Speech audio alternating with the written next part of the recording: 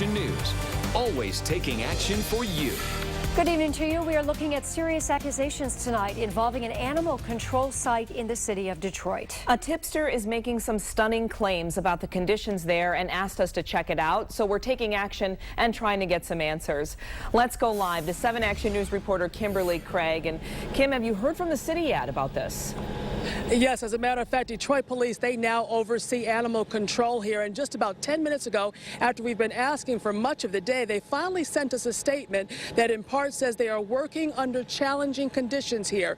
And they say that they recently assessed the situation, and once they review the findings, they will address the concerns. Now, they will not tell us what their findings are, but what we found out may shock you. They said that they was understaffed, so they only have one. The reason why a lot of dogs is astray because they only have one truck. And that's why a lot of dogs is running around loose. And that may be why when we came looking to find out what is really going on here inside Detroit's dog pound, we found a number of dog catcher trucks just parked. But being short-staffed may be just part of a bigger problem here at the pound. We came looking for answers after an Action News viewer told us that there were countless bodies of dead dogs in the cooler. Dogs that should have been removed and cremated twice a week. But because Detroit has a problem paying the contractor, there hasn't been a pickup in well over 100 days. The insider tells Action News that they believe if inspectors came in, the situation of the number of dead dogs in the cooler decaying would be so horrific that there's a good chance Detroit's dog pound would be forced to shut down. One source tells us that the cooler is so full of dogs that have been put down that there are dogs waiting on the proverbial death row here, and very little to no more room to take any others in. So they just wait.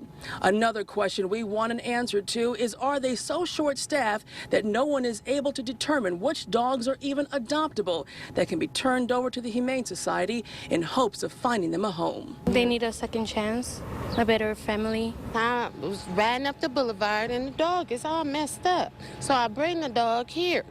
I called on my cell phone. They said they'd be open till 5 o'clock. Did they say that why they wouldn't take the dog? Oh, she said she's off work. Be good. He's savable. He's savable.